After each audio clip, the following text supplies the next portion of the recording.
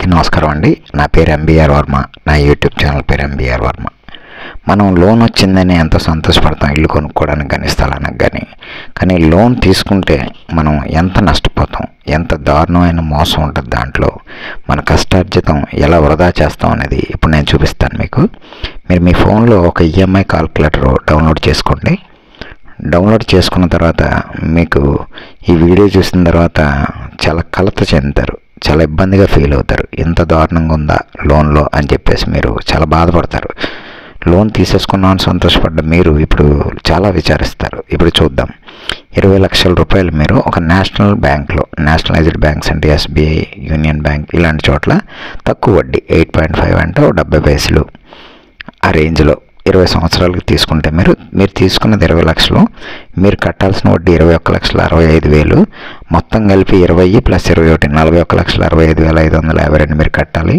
నెల 20 సంవత్సరాల పాటు 17,356 రూపాయలు మీరు కట్టాలి అండి. ఇది ప్రైవేట్ బ్యాంక్ కాకుండా నేషనలైజ్డ్ బ్యాంక్లో మనం మంచి వడ్డీ, తక్కువ వడ్డీకి తీసుకుంటే కనుక పర్వాలేదు.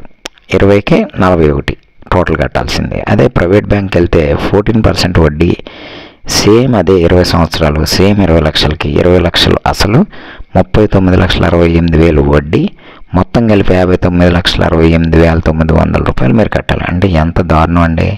నెలకి ఈఎంఐ 24,870. అంటే లోన్ తీసుకున్నాం అని మనం సంతోషపడడం కంటే లోన్ తీసుకునే ముందు వాళ్ళు వేసే వడ్డీ ఎంత, మంత్లీ మనం ఎంత కట్టాలి, అసలు ఎంత, వడ్డీ ఎంత అనేది ఒక ప్రింట్ తీసిమ్మని చెప్పాలి, లేదా రాసిమ్మని చెప్పాలి.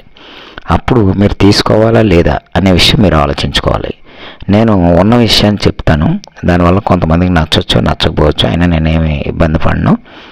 తెలుసుకోండి, నిజాన్ని తెలుసుకోండి. లోన్ తీసుకోవడం గొప్ప కాదు, తిరిగి మనం కట్టేటప్పుడు 20కి 40 లక్షలు కడుతున్నాం మనం. ఎంత దారుణం అండి ఇది. నా వీడియో మీకు నచ్చినట్లయితే తప్పకుండా లైక్ చేయండి. నిజాన్ని నిర్భయంగా చెప్పే ఇటువంటి ఛానల్ని సబ్స్క్రైబ్ చేసుకోండి, తప్పకుండా లైక్ చేయండి. దానివల్ల మరొక వీడియో నేను